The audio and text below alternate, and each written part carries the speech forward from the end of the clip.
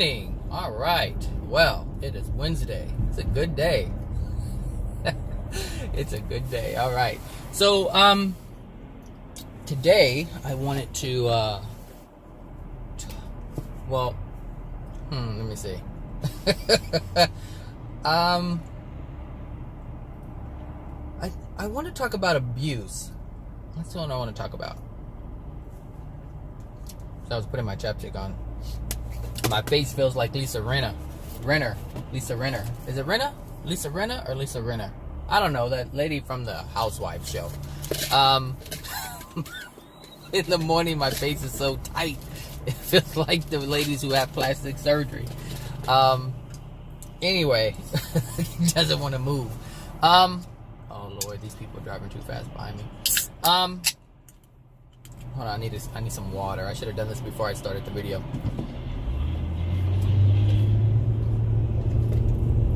All right, abuse.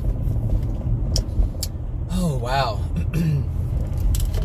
Well,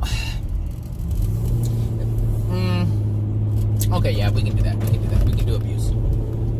Okay, so the reason why I wanted to talk about abuse, and really it's abuse from family and friends. And why we as individuals allow family members and friends to abuse us, whereas we wouldn't let a stranger abuse us.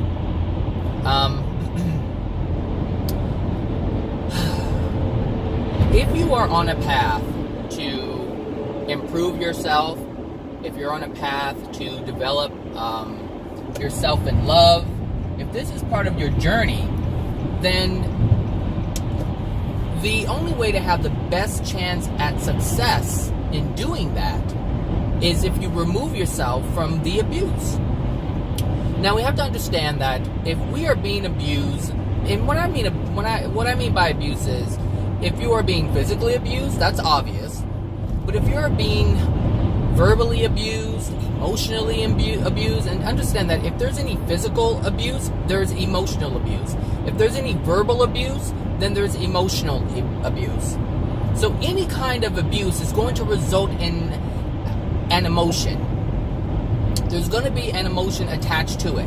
And you're either going to feel afraid, you're going to feel less than, your self-worth is going to be challenged. All kinds of emotions are going to just start swirling around or within you.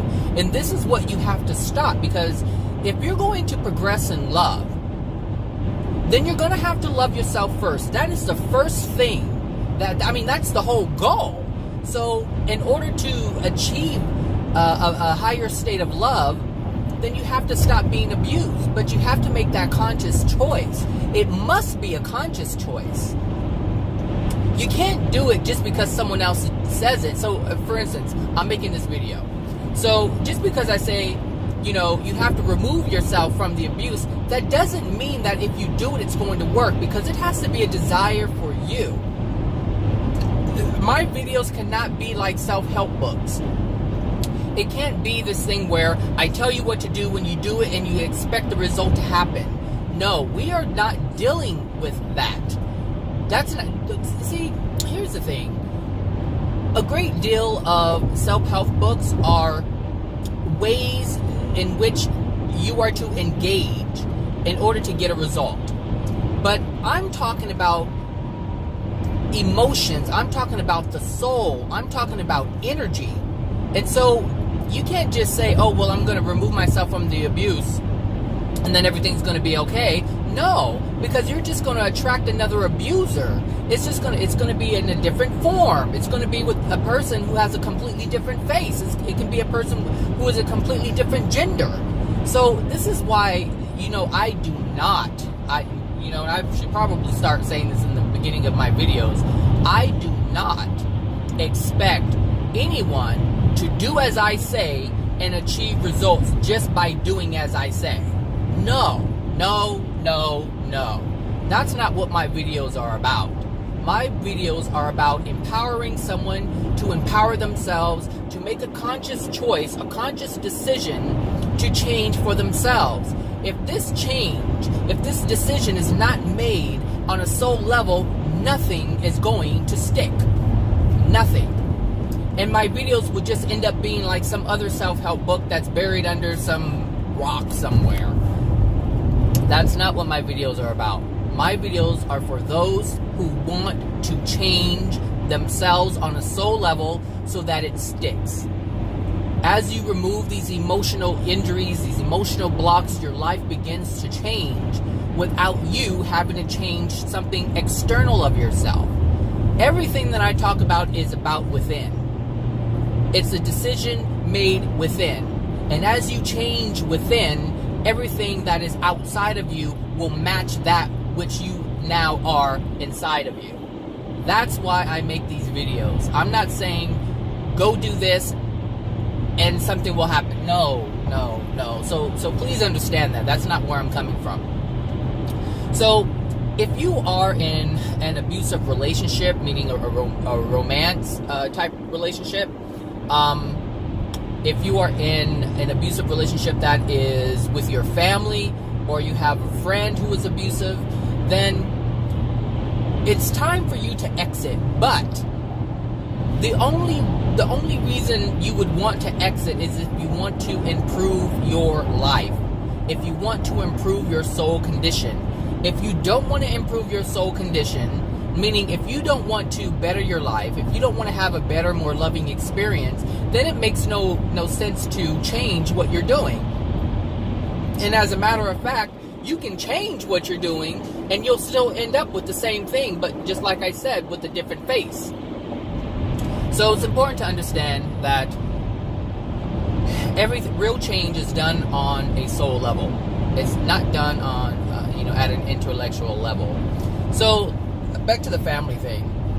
If you are experiencing this abuse, then you have to exit. And the reason why you have to exit is because you love yourself more than that.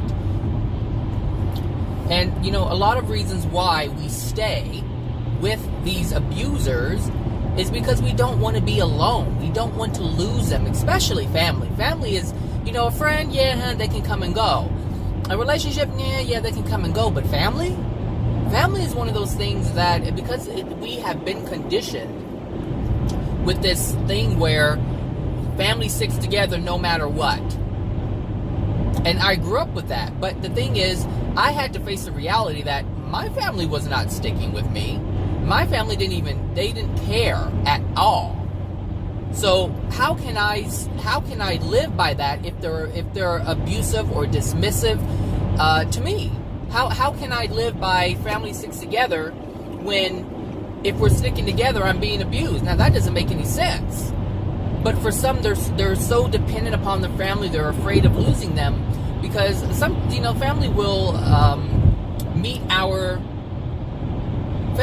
oftentimes meet our needs if it suits them. If it makes them look like a better person, they will help you. But if they are abusing you at any other time, then they're not loving you. They're only helping you to make themselves feel and look great. That's it. Oh, I'm a good person. I helped a family member out. And so they can say that to other people. They can claim that as what?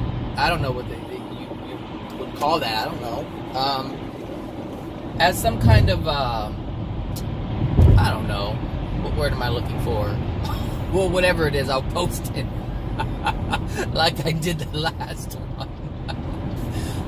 Anyway, they just, they use it as to brag. This person's all jacked up, and I helped them. And they will oftentimes use it against you. Well, remember that time when I helped you? Remember that time when you had nothing and nobody was around? And understand that when someone says that, you feel like crap.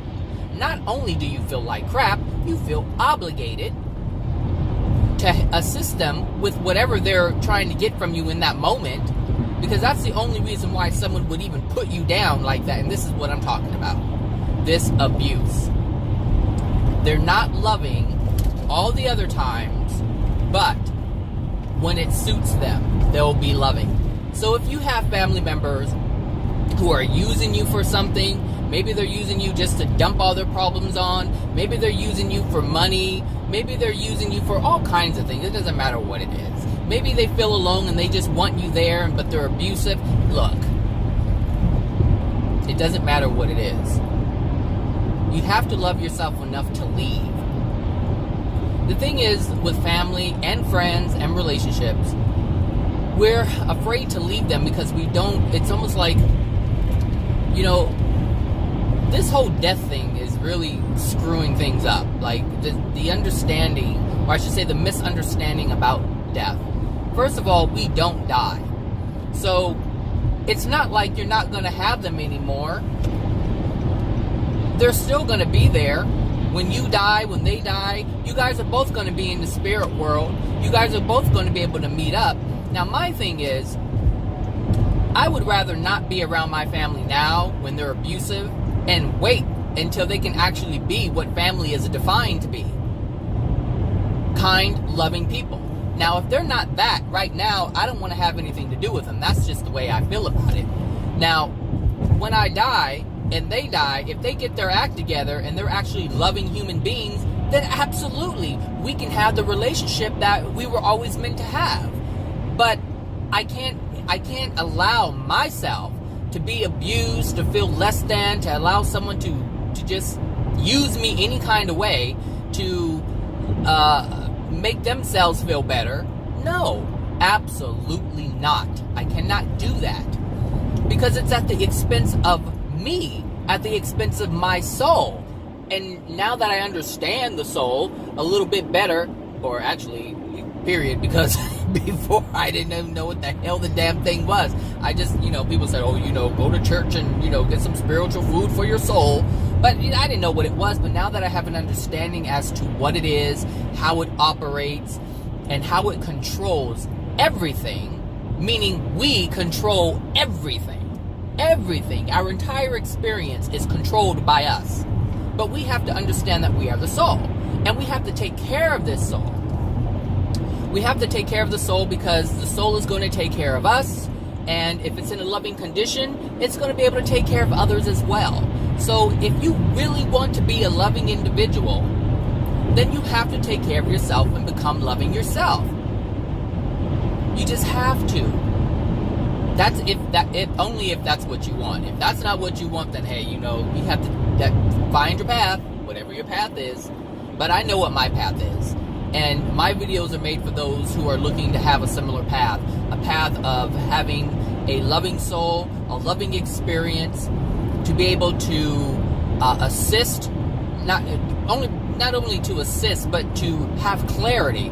I have a clarity that is unlike anything I could have ever imagined. And it's interesting because I was thinking about this morning.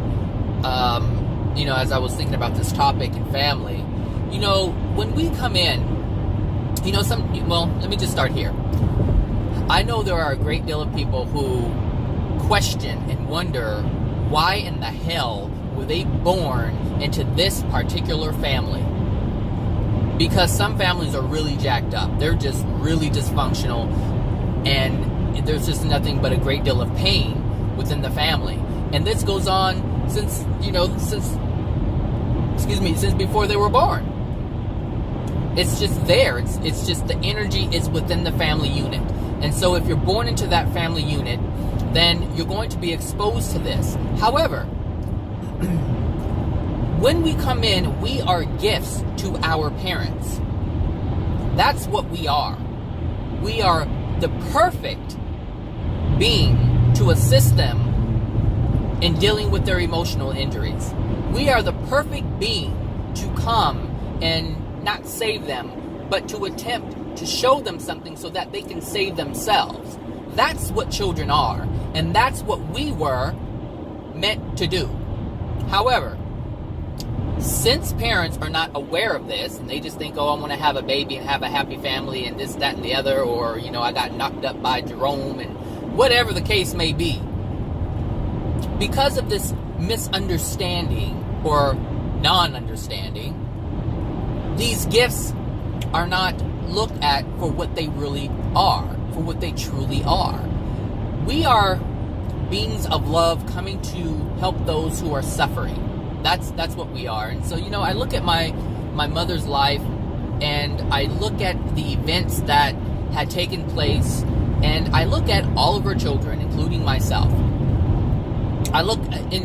It's interesting because, my mother has 4 children altogether, and she was married 3 times. So the first husband had 2 kids, my father just 1, and then my little brother, and with the 3rd marriage. And when I look at my mother's life, who experienced a lack of love, and I think this is why she tried so hard to be loving to other people, because of the lack of love that she had with in her family. There wasn't much appreciation or love in her family, and it really hurt her when she was kicked out of the house for marrying a black man. So when you think about the family unit that is supposed to love you, kicks you out, totally disowns you, that's very hurtful. Very hurtful. And so when you don't feel loved, guess what? God is going to pick out a particular, and here, before I continue, God sends. So I know there's this belief that we pick and choose our families. That's a bunch of bull. That's not what happens. That is not what happens. And if you look at your life, you'll be able to see what I'm saying is actually true. So I'll continue.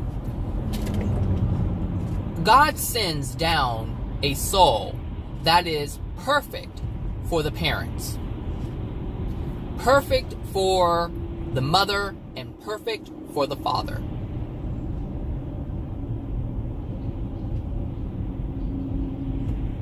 There are personality traits and characteristics that are already imbued within the soul.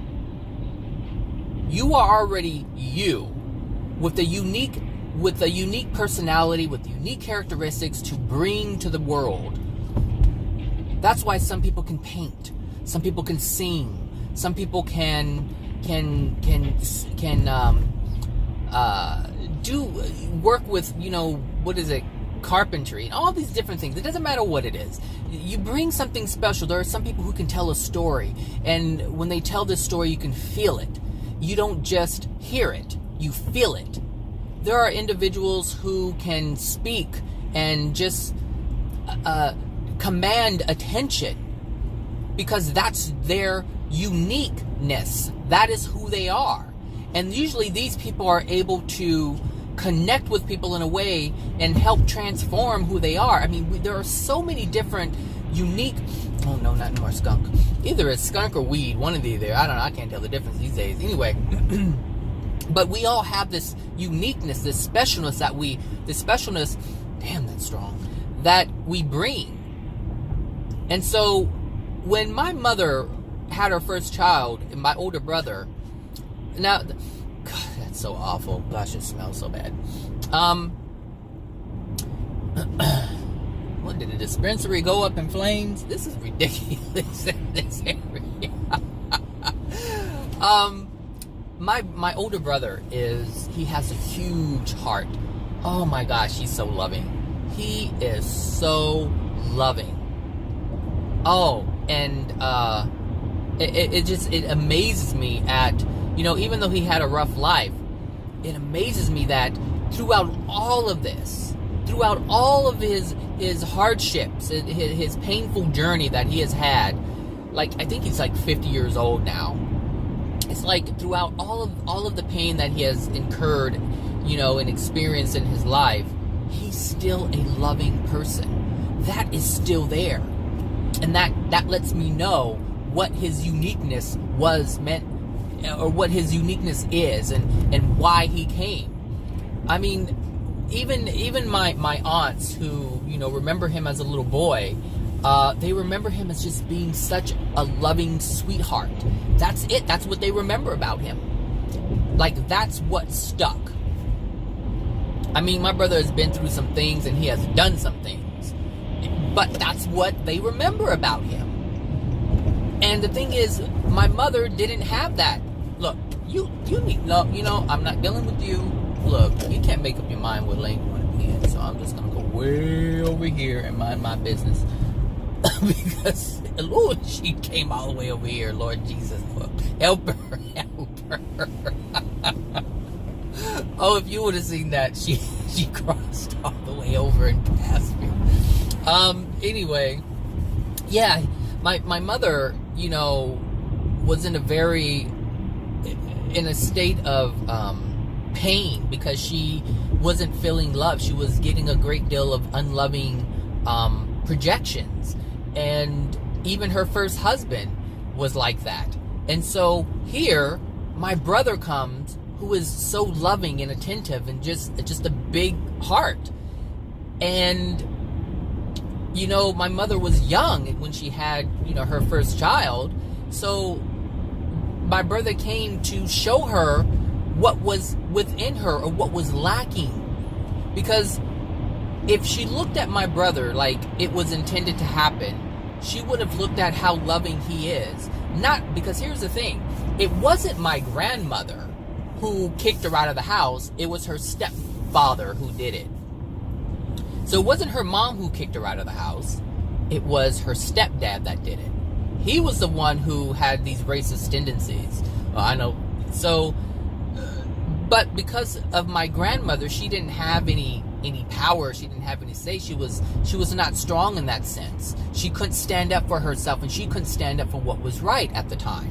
So there wasn't any other choice. My mother had to leave. She just had to leave. She had a choice, either the black guy or stay here at home. And so she chose the guy. She chose her first husband. So here, like I said, my brother comes along. And then, you know, a year later, my sister comes along. And my sister's completely different than my brother. Oh my gosh, they're so different. My sister is very strong. She stands up to everything. She doesn't allow anyone to take advantage of her. She just stands her ground, and you can't budge her. And that's what my mother was lacking. My mother didn't have that. She was so young and impressionable, and she only had her husband. And so, and like I said, she was young. I think she was 17, 16, 17, something like that. When she met this guy and they were dating. And so, you know, back then they ran off, you know, together when they were young or whatever and whatnot. But like I said, my sister came along. And my sister was that strength that my mother did not have, because my mother was feeling defeated. And, you know, the first husband was very abusive and became an alcoholic. And so because of these emotional injuries that my mother had within her, she was going to attract these types of men. There was no way around this, because she did not release this emotion from the abuse that she was experiencing. It stayed within her. And then that dictated that the law of attraction bring her more of that. I'm gonna go. So, I'll just beep it. But my mother didn't see that. And see, my sister was very resistant, but so was my mother. And so they clashed. Oh my gosh. I mean, here, you know, my mother was, you know, and my mother was strong. I'm not saying my mother was weak. No, I'm not. That's not what I'm saying. But my sister represented something that she had to stand up for herself. And that's what my mother did. So here you have, you know, a woman who wasn't receiving love specifically from men, and she gets a son who is very loving. And then my sister comes along, being the strength that she needed, and she didn't. I don't know if she saw it. I take that back, because I think my mother did see these characteristics within her children. And I think she did recognize it, but because of the emotional injuries that were in her, she didn't use the children like they were meant to be used. Meaning, she didn't use it as a reflection. She didn't use it to release the emotions that she held within her. That's what she did not do. And so she kept attracting these men. So when she met my father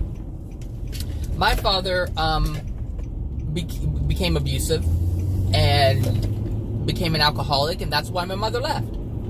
So my mother had good sense to leave, but she didn't have good sense enough to look at her children and use them for what they were sent for. Like, she didn't know what they were sent for. I don't think she did, because she kept attracting the same men. So that tells me that she didn't use them like they were meant to be used. So God sent her these gifts to use them to help her, and she did not see it the way that God had intended the children to be used, to be utilized. And so then I come along, and I'm completely different than all of them. All of them, completely different. And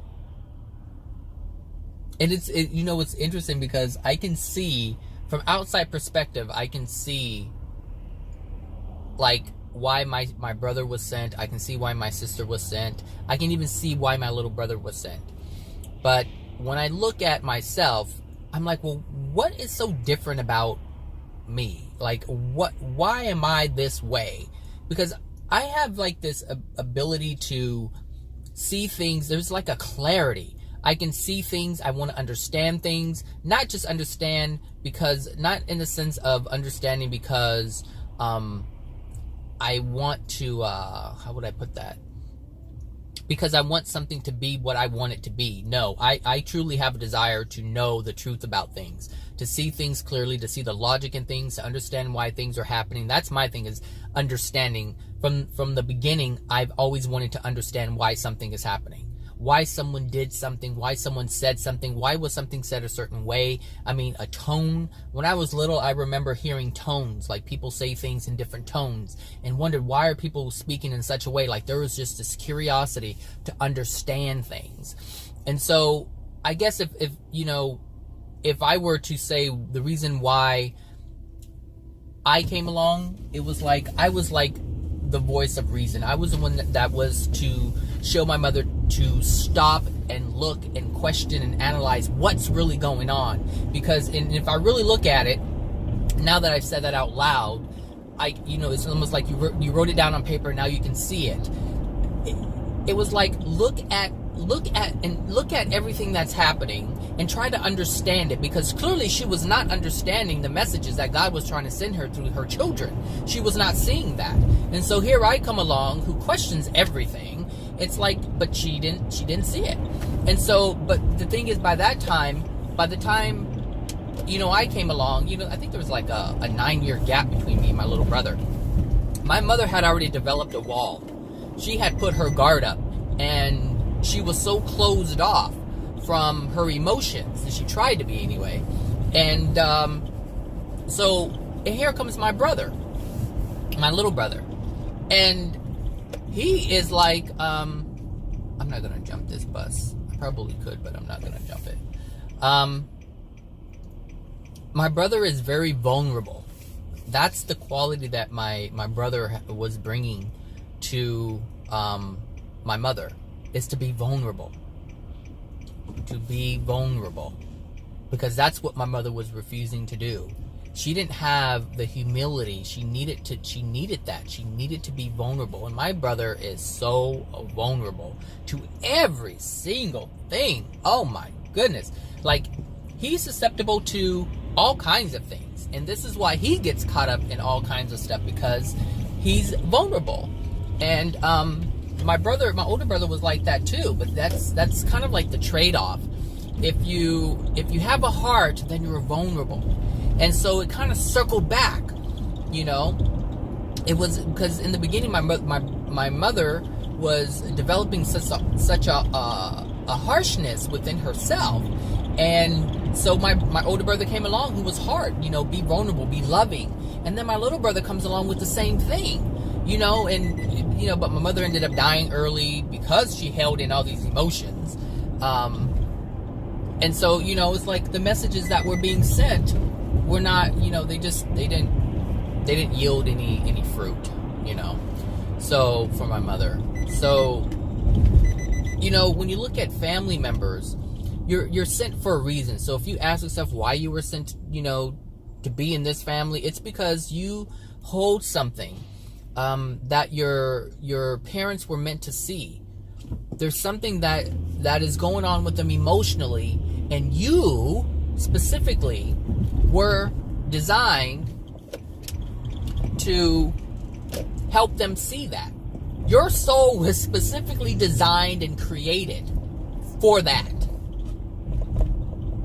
There are billions of souls out there who are just waiting to incarnate, and they don't have any consciousness. There is no awareness. So for you people who believe that you get to pick your life, no, you need to stay on your lane, darling. I don't know what you're doing, but just stay over there.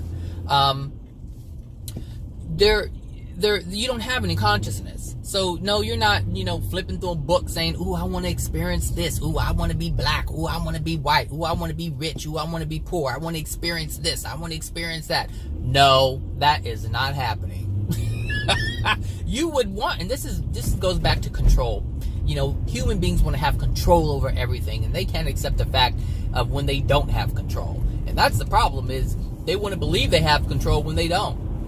If they had control, truly, if they had control, our world would not be the way it is right now. At all. If they had true control, this would not be. But they don't even understand that they're being influenced by spirits from the spirit world. Which brings me back to this whole family thing. Look, we don't die. We do not die. And we are not coming back to incarnate just to incarnate or reincarnate. It does not work that way. But I know that a lot of, especially for QHHT is based on past lives. Past life regression, that's what it's called. Past life regression. That's what it was. That's what Dolores Cannon initially called it. And then they said, no, it's bigger than that. Call it quantum. And so now they call it quantum, but that still doesn't change the fact that it's based on past lives. But we don't have those. And if you look, just pay attention. I've been getting a lot of flack from these practitioners about the QHHT video that I made. But if you really look at these videos of these QHHT sessions, you will see that somebody's talking. Somebody's coming through. I don't care if it's ancestors from generations ago or spirits that are attached to them. They are still alive.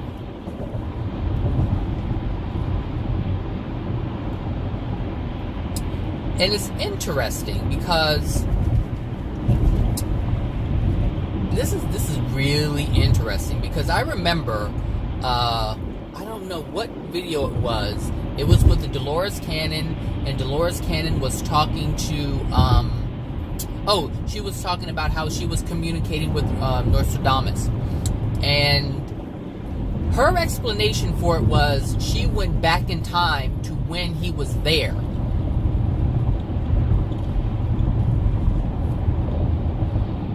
Back into I don't know what era he was in. I don't remember. I don't even think I ever knew that. But you can look it up. But anyway, she said, she connected to him back when he was back in that time and able to communicate in that time when he was doing what he was doing with his students. And that's how she found out that he was actually a doctor or a psychiatrist or something like that. And she didn't know that before. Or nobody had known that before. The thing is, it depends on who you're talking to. Are you talking to Nostradamus? Are you talking to someone who knows Nostradamus? Because in the spirit world, you're able to read the lives of people. You understand their history. So when you see all these different people channeling Jesus, it's like, okay, you can learn about Jesus. You can get information from others who have learned about Jesus. And it's not like you have to read a book like we do here in order to learn something or hear something. Knowledge is transferred very, very quickly. I'm not getting behind you. I'm not getting behind you. That's not happening. You communicate differently. It just the information is transferred almost instantly. So there's people who channel Jesus and all these things, but you listen to them. I mean, truly, really think about this, because this is one of the things that had me question what was happening in the spirit world. It's like, okay, you have all of these different people who are claiming to channel Jesus, but yet the information is different. The information is not the same. And that's what was tripping me. I'm like, wait a minute. If you're claiming to channel Jesus and he's saying this, and you're claiming to channel Jesus and he's saying something completely different, and then you have this other one who is claiming similar things, but yet it's still different on certain things. I'm like, what's going on? And so it hit me. I'm like, these people are not channeling Jesus. It can't be. It can't be. Because if you're channeling a person, then you're going to get the same information across the board. And that's not what happens. The energy is different. And the reason why it's different is because there are spirits on the other side who are lying. I know this video is way off of the abuse thing that I started on, but it's part of it. It's part of it. My point is, these people are not dying. These people are pretending to be someone else. And so a lot of times when you go into like a session or whatever, you may hear, it's Grandma Emily Rose. But it may not be Emily Rose. And how would this person know if it was a great-great-great-great-grandmother? How would they know who that is? They wouldn't know. There's no way for the client to even know who this person was. They may know the name because they can attach themselves to or read. They can read the minds, or I should say the thoughts and what's in the mind. The spirits can do that.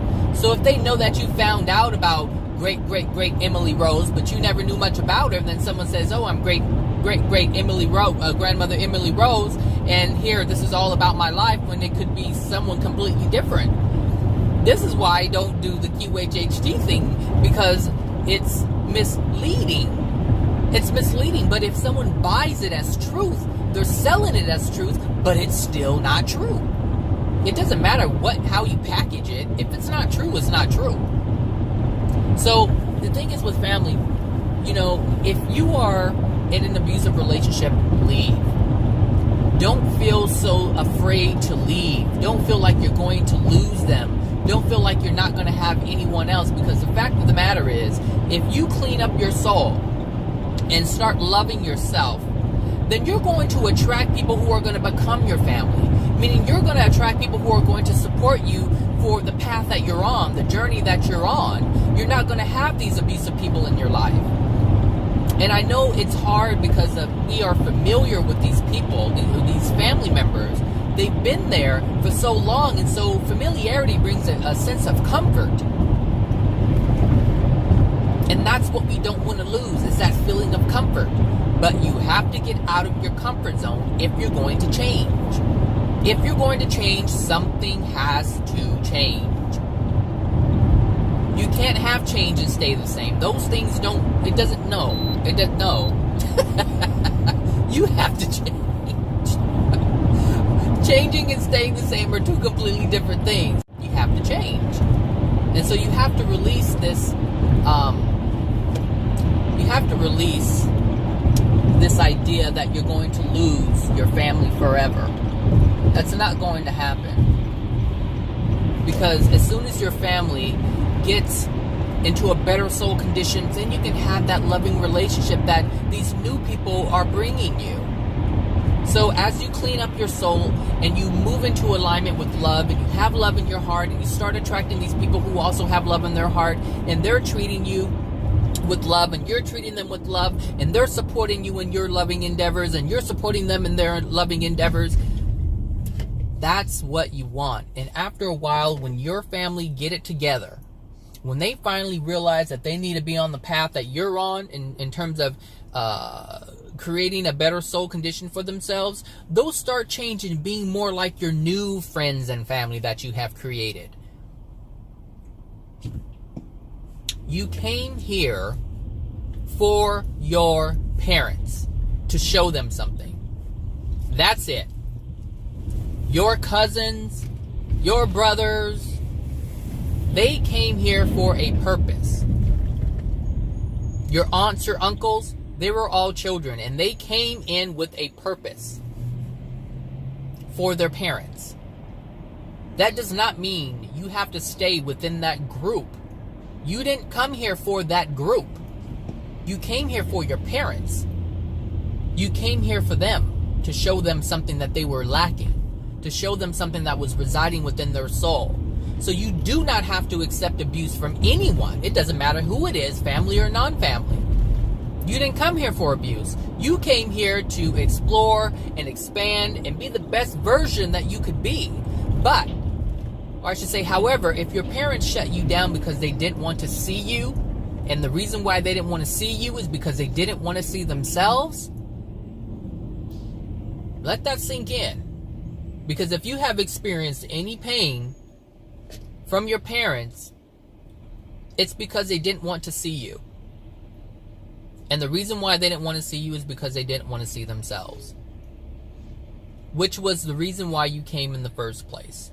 To show them something they did not want to see or could not see. So, you didn't come here for the whole family unit. You just came here for that purpose. That purpose, and to also be your own person. To be your own soul, expanding how you choose to expand. It doesn't matter what anybody else thinks. It doesn't matter what anybody else says. You did not come here for them. You didn't come here for Auntie Julie. You didn't come for Uncle Sam. You didn't come for Cousin Charlie. That's not why you're here. You didn't even come for your friends Judy or whatever other names are out there. Akeem, whatever. It doesn't matter. Victor, shoot. Don't care. It doesn't matter. You didn't come here for them. Therefore, it doesn't matter what their opinions are. What matters is you getting into a place of love. What matters is you getting into a place where your experience is more pleasing and pleasant and joyful and happy. That's your only goal. And if anyone is preventing you from doing that, or you're allowing other people to influence you to not focus on that, you need to let them go. Blood or not blood, you need to let them go. They are holding you back, and I guarantee you, if they're holding you back, they're holding themselves back as well. And this is why you have to make a conscious decision, a conscious choice to change, to release yourself from the bondage of this whole family thing. I'm not going to make this late. I already know it. So, if you're being abused in any kind of way, someone's mistreating you, they're talking bad to you, they're telling you, you're not going to be able to do this, and you ain't about this, that, and the other, and that happens all the time. You ain't about shit. You ain't about nothing. You ain't going to do anything with your life. You just as raggedy as everybody else. Look, you're in the ghetto too. This is what happens. The crab bucket is real. And this is why I say you have to let go. You have to release yourself from the family. And I know it's painful because it's the familiarity that you're leaving. It's the comfort of that. That can be a scary thing. But understand, if you have love in your soul, if you develop this within your soul, it won't matter who is around. I know this from experience. It won't matter who's around. And I'm not saying you're leaving because you're saying you're better than them. No, because then you'll just end up in a darker place if you're doing it for that reason. I'm saying if you want to improve yourself in love, and you do, and you leave because you're loving yourself, that's completely different. I'm not making that light either. So, don't be afraid to let go. Don't be afraid to venture out on your own and develop yourself in love. Just don't do it. It doesn't matter. And the thing is, the only way you're going to be successful is, see what happens, this is what happens a lot. You have a person who wants to develop themselves and improve themselves and get away from the abuse, and they're using one hand to climb up, right?